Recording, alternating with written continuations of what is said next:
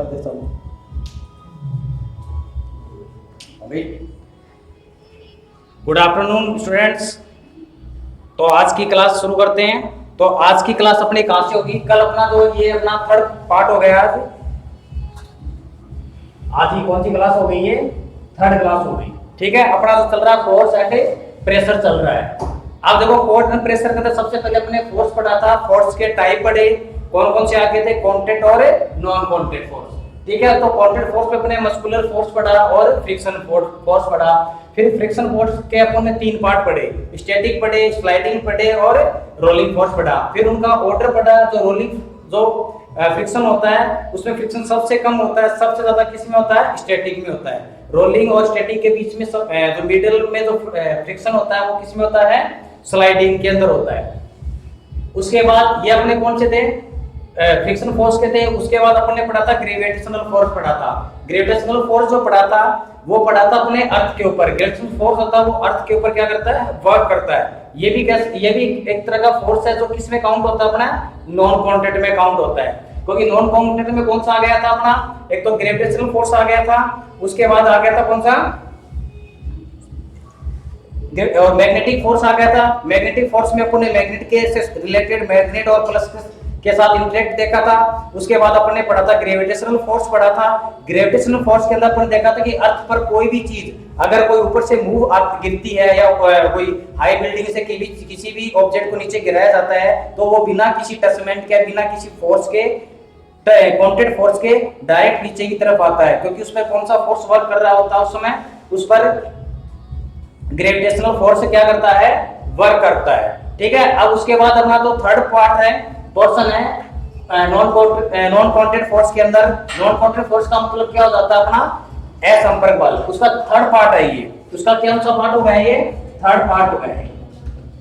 ठीक है, ये अलग अपना इलेक्ट्रोस्टैटिक फोर्स होता है। ठीक है, इसको स्थिर वैद्युत भी बोल देते हैं।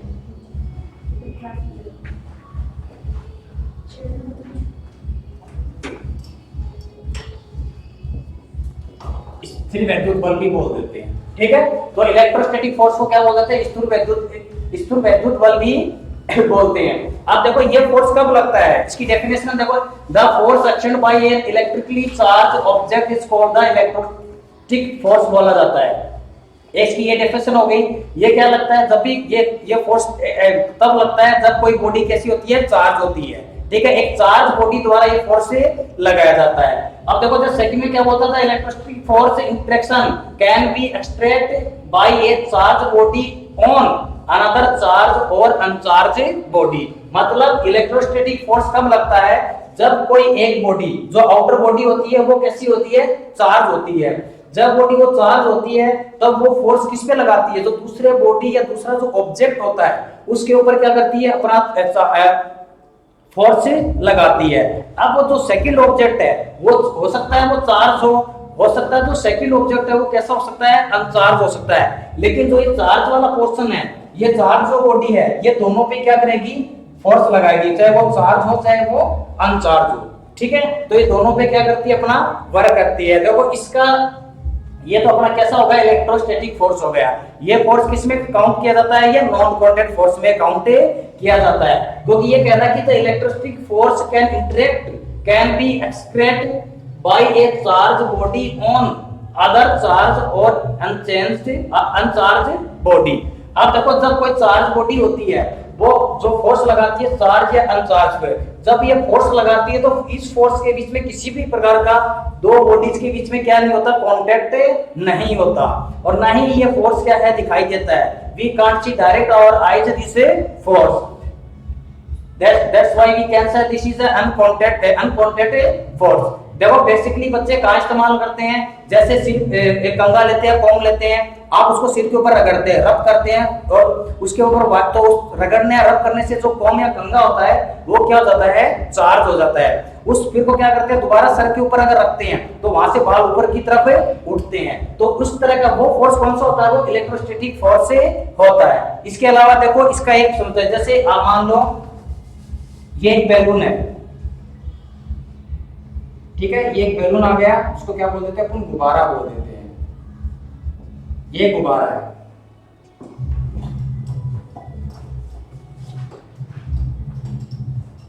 क्या है कि गुब्बारा है, बैलून है, ठीक है। अब क्या करता है, इस पे ये मान लो ये कोई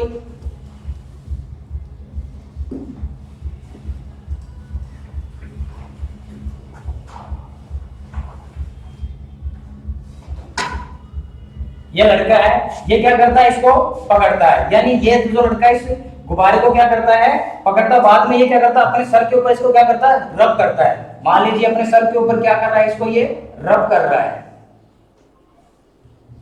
इस गुब्बारे को क्या कर रहा है अपने सर के ऊपर से, ये इसको क्या कर रहा है, इस तरह से रब कर रहा है, ठीक है। ये मान लो कोई गुब्बारा ले लिया इसने, और गुब्बारा लेने के बाद जैसे मान लीजिए कोई गुब्बारा था, इसने गुब्बारा लिया और अपने सर पे क्या कर रहा है, इसने रब कर रहा है। ये रब करने के बाद यहाँ पर ये इसको क्या कर रहा है, रबिंग कर रहा है। मान लीजिए रब कर रहा है, सर के साथ क्या कर रहा है, इसको रब कर रहा है ये, ठीक है, रब कर रहा है। या फिर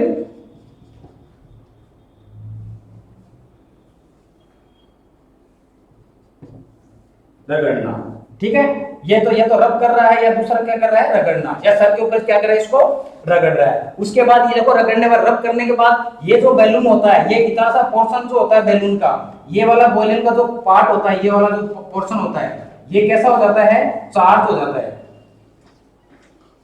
ये कैसा हो जाता है, रब करने के बाद क्या हो जाता है, चार्ज हो जाता है। जब ये चार्ज वाला पोर्शन, अब देखो ये इसने क्या करा, रब करा, रब करने के बाद ये वाला जो पोर्शन कैसा हो गया, चार्ज हो गया। चार्ज होने के बाद देखो ये क्या करता है, इधर मान लो ये एक लड़का, ये फिर आ गया,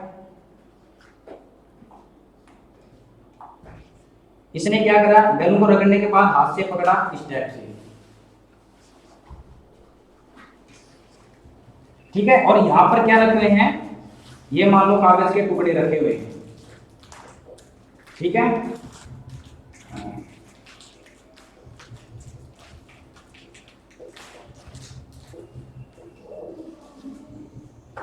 यहां पर क्या रखे हुए हैं, ये कागज के टुकड़े, पीस ऑफ पेपर रखे हुए हैं, ठीक है।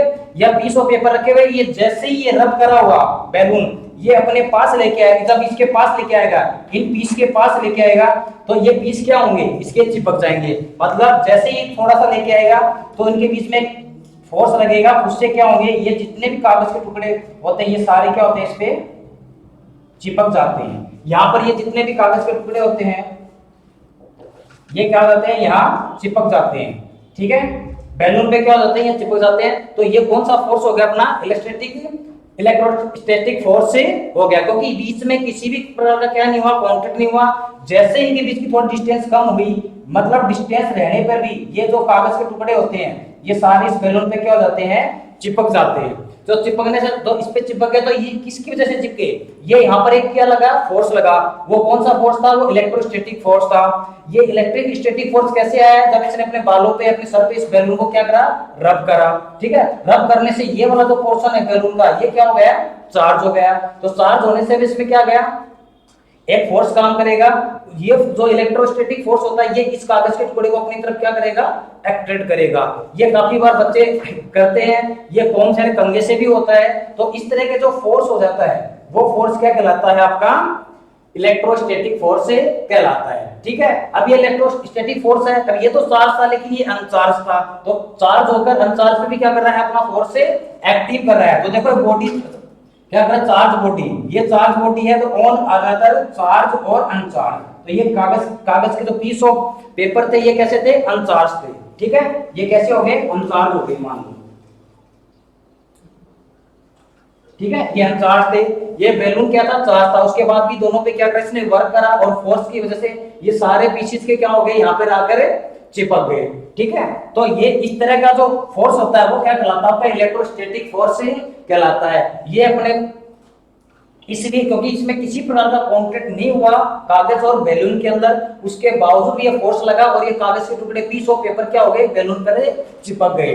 तो इस तरह का फोर्स आता है, ये नॉन कांटेक्ट, इसलिए ये फोर्स को क्या कहलाता है, नॉन कांटेक्ट फोर्स से कहलाता है। तो नॉन कांटेक्ट फोर्स का ये जो थर्ड पार्ट था अपना इलेक्ट्रोस्टैटिक फोर्स था, ये इसके साथ क्या हो गया, अपना कंप्लीट हो गया। इसके दो एग्जांपल्स बता दिए, ये आ गया। आया इसके अलावा जो कॉम्स को सिर पे रगड़ के, ठीक है, कॉम्स के साथ किया जाता है।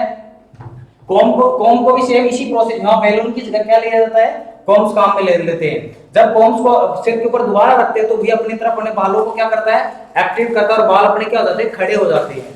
तो ये किसकी वजह से होता है, ये इस फोर्स की यानी इलेक्ट्रोस्टैटिक फोर्स की वजह से होता है। तो अपना नॉन कांटेक्ट फोर्स में थर्ड पार्ट था, तीसरा पोर्शन था, ये क्या हो गया, कंप्लीट हो गया। तो नॉन कांटेक्ट फोर्स अपना कंप्लीट होने के साथ साथ अपना फोर्स वाला टॉपिक है या फोर्स वाला जो पोर्शन है, ये क्या हो गया, फोर्स वाला पोर्शन क्या हो गया, अपना कंप्लीट हो गया।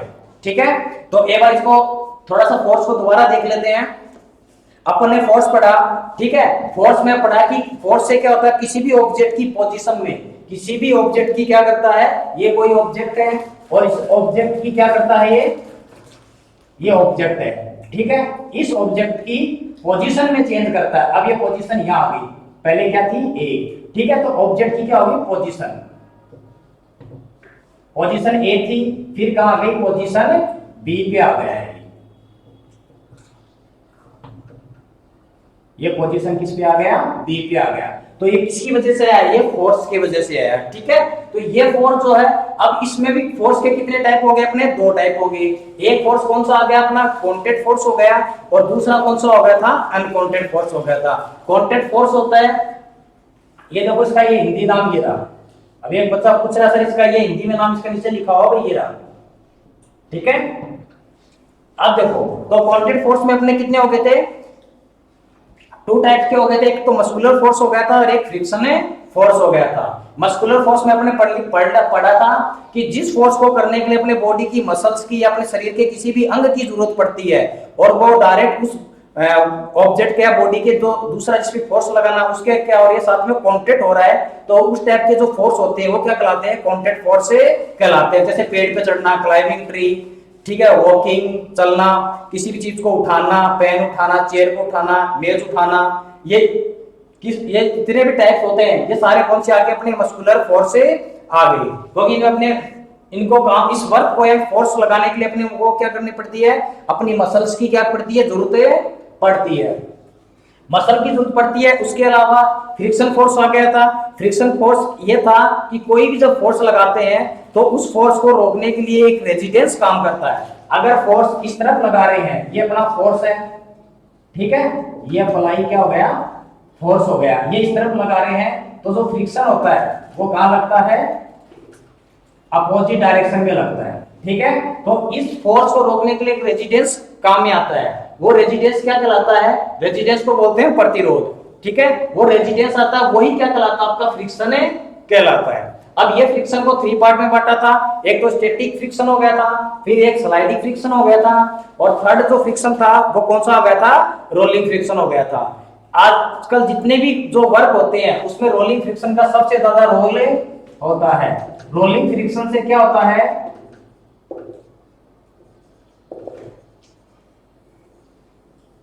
इससे क्या होता है, मैक्सिमम वर्क होते हैं, मैक्सिमम जो वर्क होते हैं वो रोलिंग फ्रिक्शन से ही किए जाते हैं। क्योंकि इसमें वर्क में करने में इजी रहता है, ये आसान रहता है, और इसमें किसी प्रकार का जो भी ऑब्जेक्ट या बॉडी रहती है उसके घिसने के चांस क्या होते हैं, कम होते हैं। उनकी जो भी बॉडी या ट्रॉली, बैग या कुछ भी होता है, उसके जो सरफेस होती है उसके घिसने के चांसेस क्या होते हैं, बहुत न के बराबर ही होते हैं, कम होते हैं, न के बराबर होते हैं। क्योंकि इसमें कौन वर्क करता है, इसमें पहिए यानी व्हील काम करते हैं। तो व्हील से ये वाला जो फ्रिक्शन है, कोई भी फोर्स है, ये बहुत इजी से लगता है। इसमें भारी वेट को आप एक हल्के हाथ से भी क्या करा सकते हो, मूव करा सकते हो। उसके बाद अपना कौन सा आ गया था, नॉन कांटेक्ट फोर्स आ गया था। नॉन कांटेक्ट फोर्स में अपना ने पढ़ा था, एक तो मैग्नेटिक फोर्स पढ़ा था जो मैग्नेटिक और मेटल के बीच में लगता है। उसके बाद मैग्नेटिक के बीच में लगता है। उसके बाद अपना आ गया था ग्रेविटेशनल फोर्स लगता है। ग्रेविटेशनल फोर्स होता है वो अर्थ के ऊपर, एक तो अर्थ पे लगता है, दूसरा दो प्लेनेट के बीच में लगता है। दो प्लेनेट के बीच में भी क्या लगता है, जैसे सन और अर्थ, इनके बीच में भी कौन सा लगता है, ग्रेविटेशनल फोर्स है।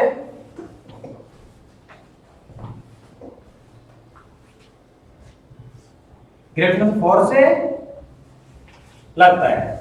ठीक है, अर्थ पे तो लगता है, ये अदर दो प्लेनेट होते हैं, उन दोनों प्लेनेट के बीच में भी कौन सा फोर्स लगता है, ग्रेविटेशनल फोर्स से लगता है। तो नॉन कांटेक्ट के क्या हो गए, ये थ्री टाइप हो गए। अब इसमें थोड़ा सा मैं बीच में ये छोड़ देता हूं, आप क्या करना है, इसको लिख लेना भैया, नोट डाउन कर लेना एक बार इसको।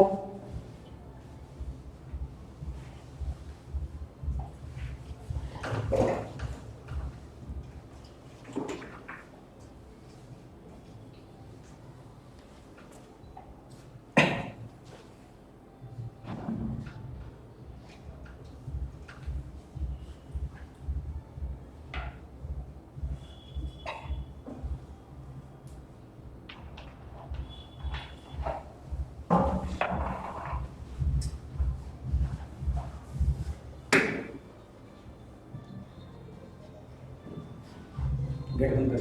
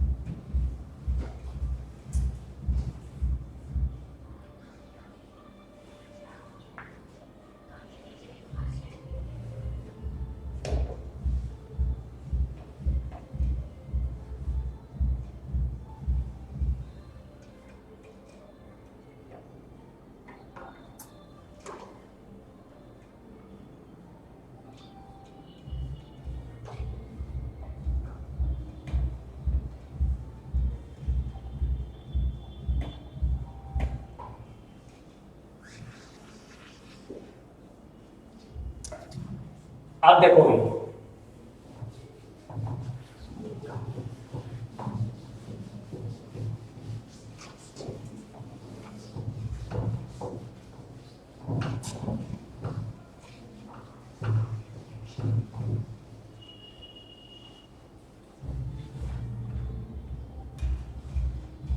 अब देखो, अब इसमें नेक्स्ट टॉपिक कौन सा आ गया अपना, थ्रस्ट आ गया।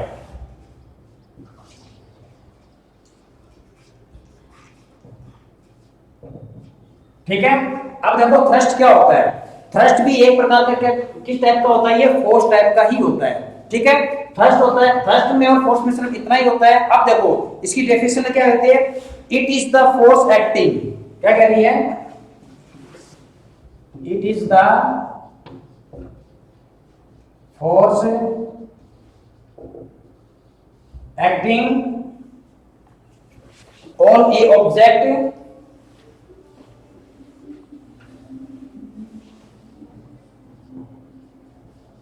on an object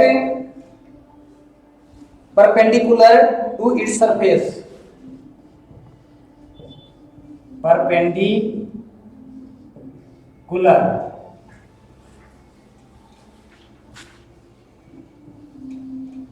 on its surface। ठीक है, अब देखो perpendicular to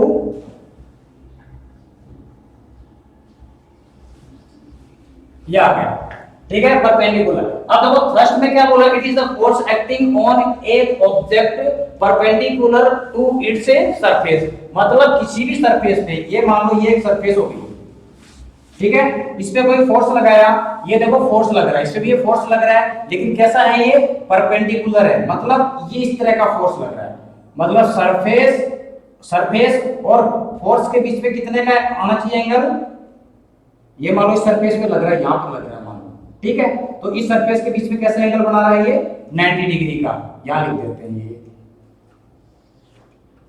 ये लो, ठीक है। तो ये थ्रस्ट क्या होता है, it is the force acting on a object perpendicular to its surface, मतलब किसी भी सरफेस के ऊपर, ठीक है, इसको हिंदी में बोलते हैं अपने प्रणोद,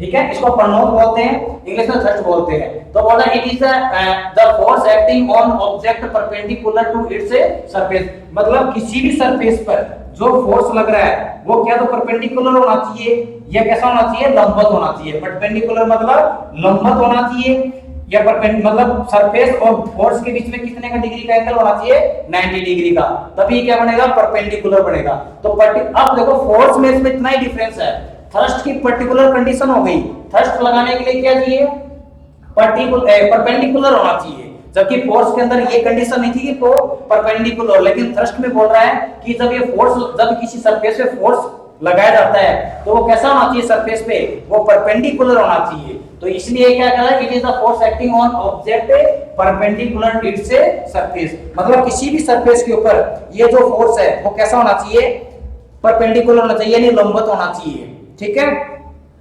अब देखो ये क्या बोल रहा है, इसके अलावा देखो इस थ्रस्ट में इतना ही है ये, और इसके अलावा कहता है कि इस थ्रस्ट की क्या यूनिट क्या होती है, देखो इस थ्रस्ट की यूनिट होती है वो सेम फोर्स की तरह ही होती है। जैसे फोर्स की एस की क्या होगी, एसआई यूनिट हो क्या हो जाएगी, इसकी यूनिट वही होती है जो फोर्स की होती है। ठीक है, SI unit of thrust, SI unit of thrust वही होती है जो किसकी होती है, फोर्स की होती है। तो फोर्स की क्या होती है, न्यूटन। ठीक है, इसको दो तरीके से लिख देते हैं,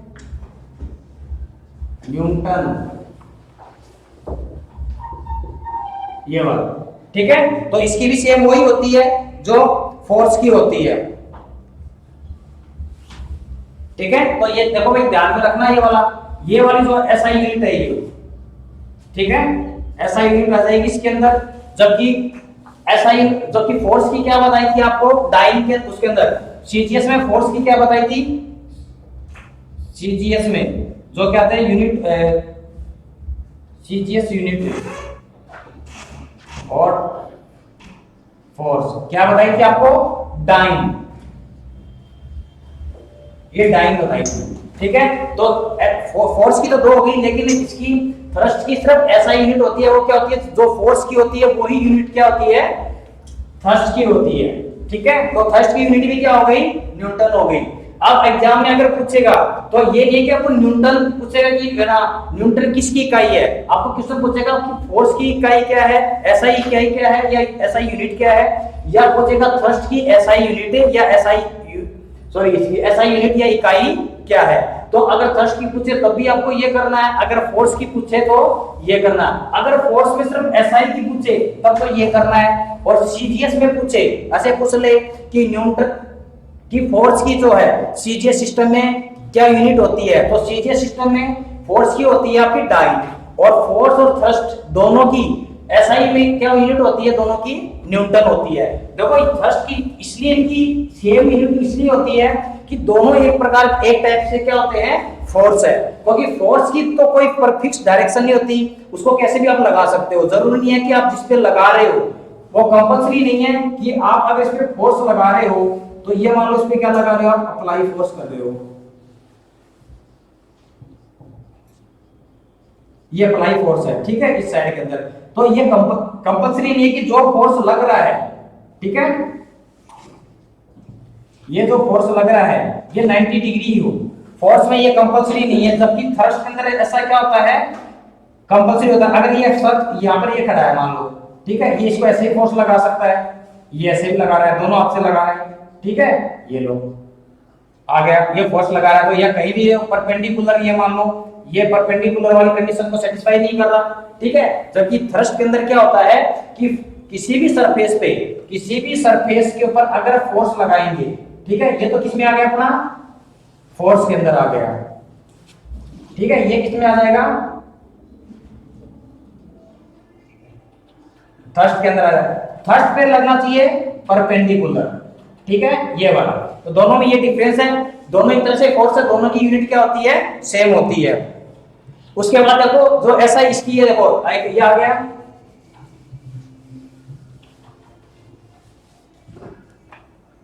थ्रस्ट क्या होती है, thrust is a vector quantity होती है। ठीक है, क्या आ गया आपका, thrust is a vector quantity. ठीक है, थ्रस्ट कैसी होती है कि वेक्टर क्वांटिटी होती है। ठीक है, इसको वेक्टर को भी इसमें बोल देते हैं अपने सदिश।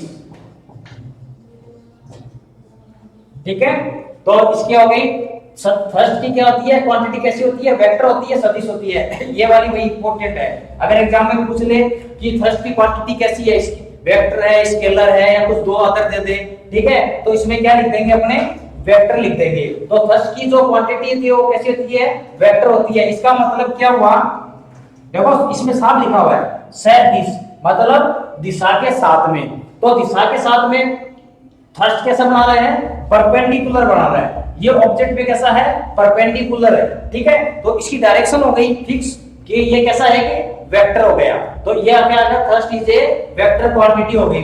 ठीक है, मतलब सदिश है। एग्जाम में पूछ ले कि थ्रस्ट कैसी इकाई है, कैसा है, क्वांटिटी किसकी कैसी होती है, ये अदिश राशि होती है, या परिणोद कैसी राशि होती है, सदिश राशि होती है, ठीक है। तो ये वेक्टर का ध्यान में रखना। अब देखो इसका तो वेक्टर का सॉरी थ्रस्ट का सिर्फ इतना ही दे रखा है, ठीक है। तो थ्रस्ट क्या हो गया, थ्रस्ट ये दोबारा देख लेते हैं। It is a force acting on object perpendicular to its surface, ठीक है। उसके बाद ये आ गया मतलब किसी भी सरफेस के ऊपर ये जो फोर्स लगता है, एक्ट करता है, वो कैसा होना चाहिए, परपेंडिकुलर होना चाहिए। एक ये आ गया। दूसरा क्या करता है इसका, एसआई यूनिट आ गई। इसी एसआई यूनिट क्या होती है थ्रस्ट की, वो न्यूटन होती है। ये दो तरीके से लिख दिया आपको, ये आपको ये भी दे सकता है, सिंबल भी दे सकता है। क्या सिंबल में देखो कैपिटल एन मिलेगा, सिंबल में आपको कभी भी ये नहीं मिलेगा कि ये पूछ लेंगे ये न्यूटन है, ये न्यूटन नहीं है भाई, ठीक है। इसको न्यूटन नहीं बोलेंगे। न्यूटन जब लिखेंगे तो कौन सी लिखेंगे, कैपिटल एन लिखेंगे। ये अपना क्या हो गया, इसको बोलते हैं न्यूटन। या ठीक है।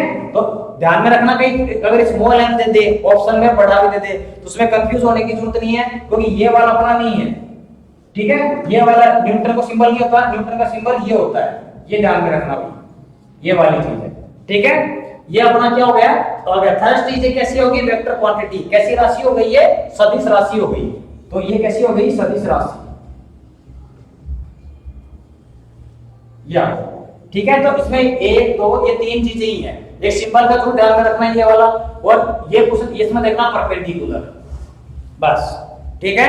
अब जैसे एग्जाम में पूछने की थ्रस्ट पे जो फोर्स होता है वो किस तरह से वर्क करता है, वो कैसा करता है, ऑब्जेक्ट के ऊपर परपेंडिकुलर वर्क करता है। तो इतनी सी चीजें हुई, इसको थोड़ा सा ये तीन चार चीजें हैं, इसमें से दो आपके कितने क्वेश्चन हो गए, 1 2 3 और एक 4, ठीक है। तो अपने चार तरह की इसमें क्या हो गए, क्वेश्चन बन गए। अब चार ऑप्शन देगा तो उसमें से किसके बारे में पूछ रहा है, प्रणोद के बारे में पूछ रहा है, तो अपन को इसमें से ही पूछेगा बस। प्रणोद का इतना ही पोर्शन है, ये इतना है, इसको एक बार आप क्या कर लो, नोट कर लो भी।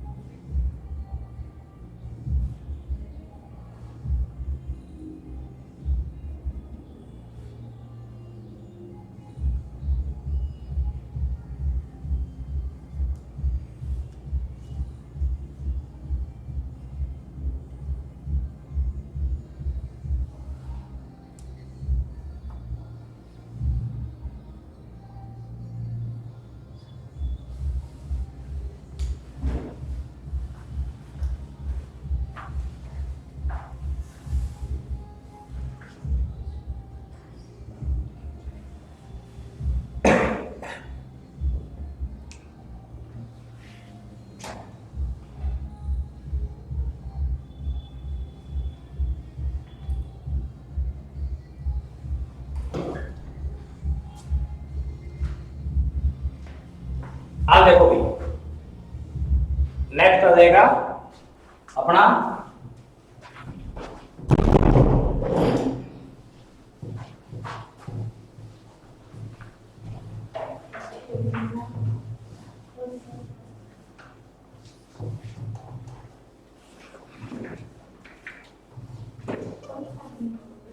अब देखो अपना नेक्स्ट टॉपिक कौन सा हो जाएगा, अब प्रेशर हो जाएगा। इसका फोर्स हो गया, अब ये प्रेशर आ जाएगा।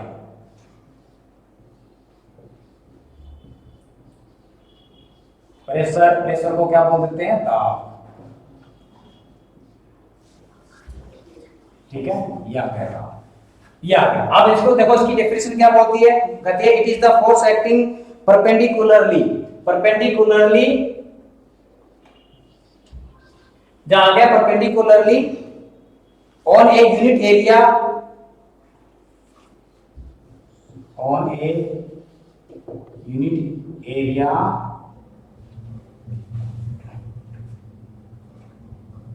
ऑफ एन ऑब्जेक्ट, या ठीक है। अब देखो, अब ये प्रेशर, अब ये है वही थ्रस्ट वाला, ये देखो it is the force acting on an object perpendicularly on a unit area, it is on object. देखो अब ये प्रेशर जो होता है, प्रेशर किसके साथ लगता है, किसी फोर्स के साथ ही प्रेशर लगेगा। अगर किसी में फोर्स होगा या किसी में जो बल लगाएगा तो तभी वो क्या करेगा, दाब लगा पाएगा। अगर मैं इस बॉल पे फोर्स लगाया हूं तो ये अंदर की तरफ जा रहा है, अगर फोर्स नहीं लगाऊं तो यहाँ पर किसी प्रकार का मैं दाब या प्रेशर नहीं लगा सकता। तो इसमें क्या कर रहा है कि फोर्स लगाएंगे परपेंडिकुलरली और यूनिट एरिया, देखो ये दे दिया unit area of on object an object, मतलब एन ऑब्जेक्ट के यूनिट एरिया पर। जैसे मान लो ये इतनी सी कोई जगह है, ये आ गया, अब आप इस पे क्या कर रहे हो, फोर्स लगा रहे हो, तो एक क्या होगा, ये यूनिट एरिया होगा कितनी दूर में आपका फोर्स लग रहा है। तो पर्टिकुलर क्या हो गई, ये जगह हो गई। जैसे मान लो ये डेस्क आ गया, ठीक है, अब डेस्क की सरफेस पे मैं फोर्स लगा रहा हूं तो ये यूनिट एरिया होगा, पर्टिकुलर यूनिट एरिया होगा कि इतनी जगह फोर्स लग रहा है। अब देखो यहां पर लगाऊंगा फोर्स, इस पे लगाया तो फोर्स अब कहां लगेगा, सिर्फ इसकी सरफेस पे लगेगा, ना तो इधर फोर्स लगेगा, ना इधर लगेगा, ना इधर लगेगा और ना ही नीचे लगेगा, ना तो लेफ्ट लगेगा, ना राइट लगेगा, ना अप लगेगा, ना डाउन लगेगा। ओनली जहां फोर्स लग रहा है, प्रेशर लग रहा है, सॉरी फोर्स के साथ, तो मैंने इसके ऊपर क्या लगाया, फोर्स। तो ये आ गया ना, it is the force acting on एक ऑब्जेक्ट, यानी इस ऑब्जेक्ट पर ये फोर्स क्या कर रहा है, वर्क कर रहा है, किस पर, ऑन ए यूनिट एरिया। तो एक पर्टिकुलर इतने से एरिया के ऊपर क्या करता है, जब कोई फोर्स वर्क करता है तो उस फोर्स को क्या बोल देते हैं, प्रेशर कहते हैं, या इसको बोल देते हैं प्रेशर, ठीक है। तो ये तो अपना हो गया प्रेशर की डेफिनेशन है, एग्जाम में अपने डेफिनेशन आएगी नहीं, ये अपने सिर्फ समझने के लिए कि फोर्स प्रेशर कब लगेगा, जब कोई आदमी उस पर प्रॉपर्ली क्या लगाएगा, फोर्स लगाएगा, और वो प्रॉपर्ली फोर्स कहां लगाएगा, एक यूनिट एरिया पे लगाएगा। जब एक यूनिट एरिया पे लगाएगा किसी भी ऑब्जेक्ट की तो वो फोर्स क्या कहलाता है, अपना प्रेशर कहलाता है। ये इसकी डेफिनेशन है, ये सिर्फ एक समझने के लिए है डेफिनेशन, आप इसको देख लेना एक बार, ठीक है। अब देखो, ठीक है, ये आ गया।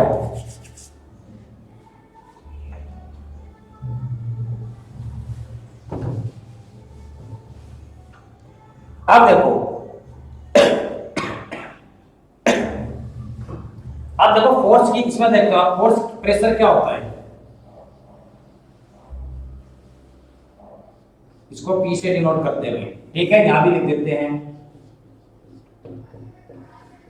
ठीक है, प्रेशर हम P से डिनोट कर देते हैं। अब देखो जब प्रेशर है ये किसके इक्वल होता है, प्रेशर जो होता है इसमें क्या लगाया जाता है, फोर्स लगाया जाता है। देखो प्रेशर पे क्या लग रहा है, फोर्स लग रहा है, ठीक है, और क्या लग रहा है, किस पे लग रहा है, एक यूनिट एरिया पे लग रहा है। यूनिट एरिया का मतलब यहां क्या है, अपना एरिया, ठीक है, ये आ गया। या फिर इसको ऐसे भी लिख सकते हैं अपन,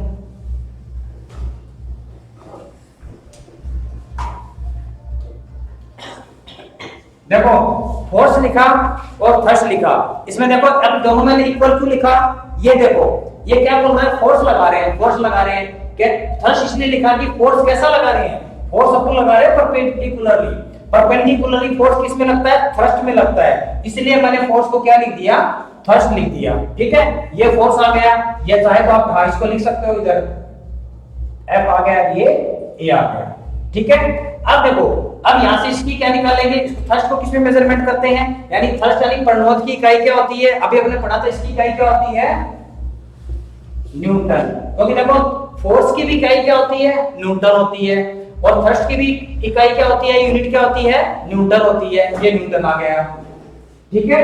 अब एरिया, एरिया की क्या होती है, अगर आप लोग किसी का भी एरिया निकालते हैं तो एरिया की यूनिट होती है वो हमेशा स्क्वायर में होती है, तो एरिया यहां पर किसमें लिखेंगे, मीटर स्क्वायर में लिखेंगे। एरिया किसमें आ गया, मीटर स्क्वायर के अंदर आ गया, ठीक है। अब देखो अगर आपको क्वेश्चन में अगर सेंटीमीटर में दे दे तो आप किसमें कन्वर्ट करोगे, मीटर में। अब मैं इसको देखो इस m को बाहर के ऊपर लेके जाता हूं, तो इसको लेके जाऊंगा तो क्या बन जाएगा, न्यूटन, ये देखो यहां पावर किसमें चली गई, माइनस में। आपको ऐसे भी पूछ सकता है, ये भी पूछ सकता है, या फिर ऐसे भी लिख सकता है,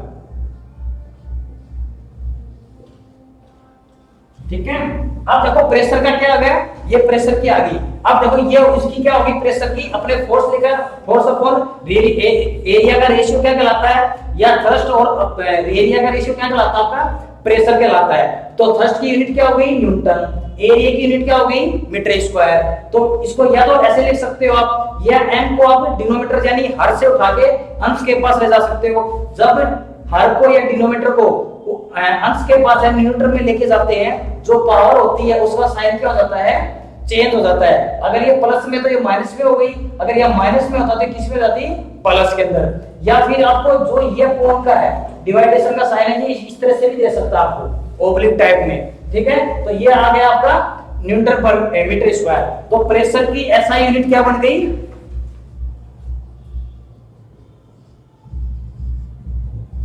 एसआई यूनिट ऑफ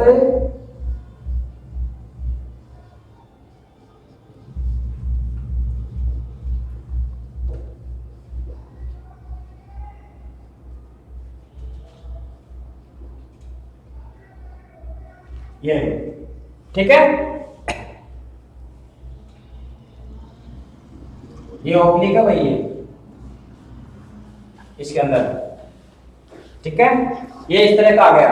ये क्या बन गया अपना, ये आ गया ऐसा यूनिट प्रेशर की क्या होगी, न्यूटन मीटर न्यूटन m की पावर -4 या न्यूटन मीटर स्क्वायर या न्यूटन अपॉन मीटर स्क्वायर। ये प्रेशर की ऐसा यूनिट होगी, ठीक है। तो इसकी ऐसा यूनिट ध्यान में रखना भाई, इसकी है ऐसा यूनिट क्या होती है, इसकी ऐसा यूनिट आपको एग्जाम में पूछेगा, ऑप्शन में देख लेना। ये ऐसे ना दे तो या फिर इस तरह से देगा, इस तरह से ना देगा तो इस तरह से देगा। तीन में से कोई भी एक, इनमें से तीनों या दो एक जैसे नहीं देगा कि ये भी दे दिया और एग्जाम में ये भी दे दिया, ऐसा नहीं करेगा। ये दे दिया और ये भी दे दिया, ऐसा नहीं करेगा। इन तीन में से एक पोजीशन में या एक टाइप से, ये थ्री टाइप्स को लिखने के तरीके होते हैं। इसको ऐसे भी लिख सकते हैं, ऐसे भी लिख सकते हैं और ऐसे भी लिख सकते हैं। तो ये तीन तरीके, और तीन में से किस तरह से आपको दे वो आपको क्या करना है, चूज करना है, उसमें से आपको छांटना है कि कौन सा है, ठीक है। तो ये वाला ध्यान रखना। तो अपने प्रेशर ऐसा यूनिट होगी, प्रेशर की क्या हो गई, ये हो गया। और प्रेशर को किससे डिनोट करते हैं, P से। तो अगर पूछ ले एग्जाम में पूछ ले कि प्रेशर किन दो क्वांटिटी का क्या होता है, रेशियो होता है, तो किन दो क्वांटिटी का रेशियो होता है, फोर्स और एरिया का या थ्रस्ट और एरिया का, ठीक है। Thrust and area, force and area, यानी प्रणोद और बल का, बल और बल का क्या होता है, रेशियो होता है, यानी अनुपात होता है। तो बल अपॉन क्षेत्रफल, ठीक है। इसको ऐसे लिख सकते हैं, ये आ गया। इसको एक और लिख सकते हैं अपन, ये भाई हिंदी में भी लिख लो ऐसे, प्रणोद अपॉन क्षेत्रफल, या ठीक है। तो ये फोर्स आ गया, प्रणोद अपॉन क्षेत्रफल आ गया। उसके बाद ये लिख देना यहां से, या तो ये अपना क्या,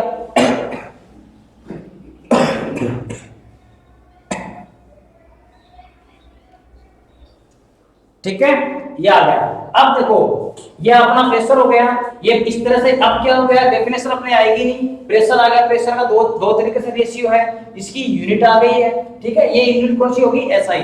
एग्जाम में आपसे पूछे तो इस पे जरूर ध्यान देना कि एसआई पूछ रहा है कि क्या है, ठीक है, कहीं इसमें मिस्टेक ना हो जाए।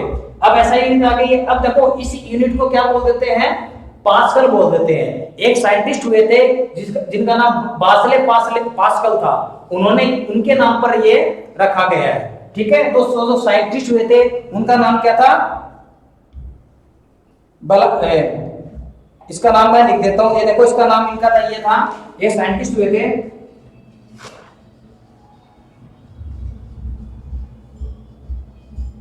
पास्कल, ठीक है। तो इनके नाम पर ये यूनिटें रखी गई थी। ये साइंटिस्ट थे, ये एक साइंटिस्ट है, और ये साइंटिस्ट के नाम पर इस यूनिट का नाम है रखा गया था, ठीक है।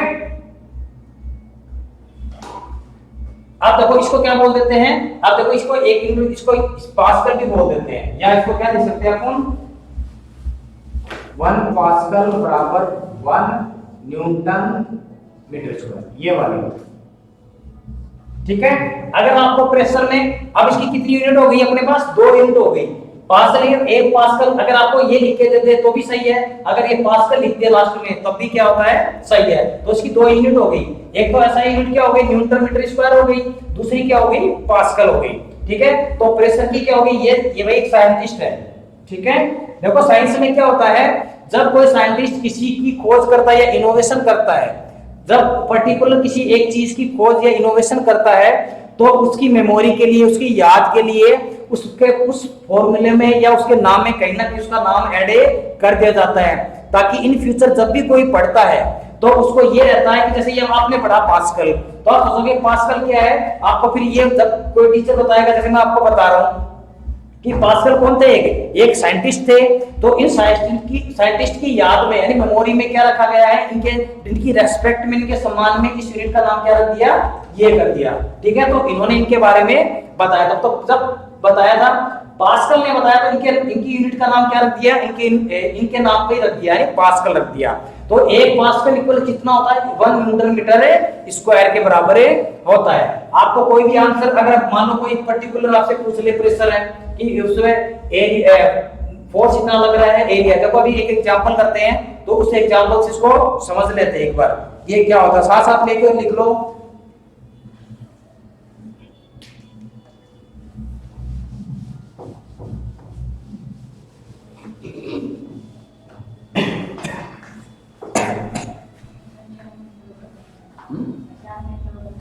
अब देखो इसका लिख देते हैं, pressure is a scalar quantity.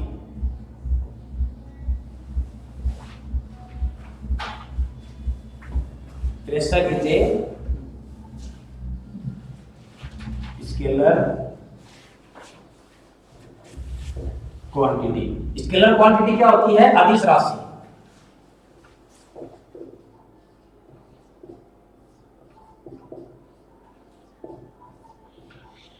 ठीक है, तो ये आ गया अपना एक पॉइंट, ये हो गया। ठीक है, pressure is a scalar quantity. Scalar का मतलब होता है अदिश। अदिश मतलब, इसका मतलब क्या होता है, बिना दिशा के। ए का मतलब नहीं, और दिश मतलब दिशा, यानी इसमें दिशा नहीं होती है, डायरेक्शन नहीं होती है, इसलिए ये कैसी है, स्केलर क्वांटिटी है। ठीक है, तो जबकि अपने थ्रस्ट कैसे थी, थ्रस्ट अपने थी वेक्टर थी, वेक्टर मतलब वो सदिश थी, जबकि प्रेशर कैसी है, स्केलर है। ठीक है, तो ये अब इसमें कितने क्वेश्चन हो गए, आपका डेफिनेशन तो आपने समझ ली, प्रेशर किसका रेशियो होता है, फोर्स और एरिया का। इसके अलावा थ्रस्ट, इसको क्या लिख सकते हैं, थ्रस्ट और एरिया परनोट अपॉन बटे क्षेत्रफल। तो परनोट को किसमें मेजरमेंट करते हैं, यूनिट इसकी इकाई क्या है, न्यूटन, क्षेत्रफल की क्या है, मीटर स्क्वायर। उसके बाद ये होगा न्यूटन मीटर स्क्वायर, ये इसको ऐसे लिख देते हैं। ये भारत से पास्कल जो साइंटिस्ट था, उन्होंने इसके बारे में बताया, तो उनकी रेस्पेक्ट में, ठीक है, उनकी रेस्पेक्ट में इस यूनिट को क्या बोल देते हैं, 1 पास्कल भी कहते हैं। ठीक है, तो 1 पास्कल यानी 1 पास्कल इक्वल किसका होता है, 1 न्यूटन मीटर स्क्वायर के बराबर अपॉन न्यूटन मीटर स्क्वायर के बराबर होता है। तो ये चीज आपको याद रखनी है। इसमें सबसे ये वाली इंपॉर्टेंट है, एक रेशियो आ जाता है, इसकी ऐसा यूनिट आ जाती है, और एक ये यूनिट।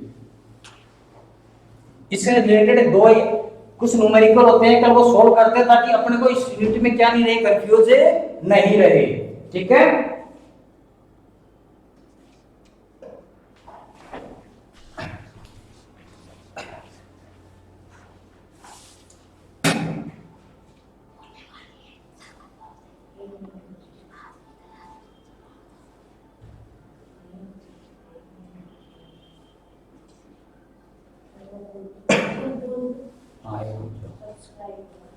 आज पढ़ो। आप देखो, आप अभी जाए करते हैं क्योंकि अगली क्लास होगी, तो सर आ गए हैं और अपना टाइम भी हो गया है इस क्लास का।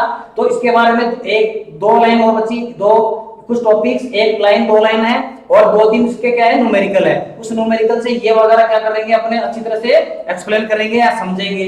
ठीक है, तो आज की क्लास में बस इतना ही। ठीक है, आप इस चैनल को सब्सक्राइब करो और शेयर कीजिए। Thank you very much everyone.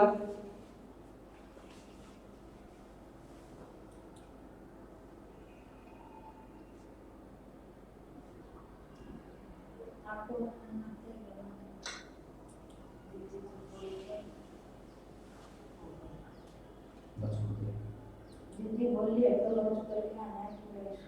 तेरे को बनाता है क्या, आता है क्या?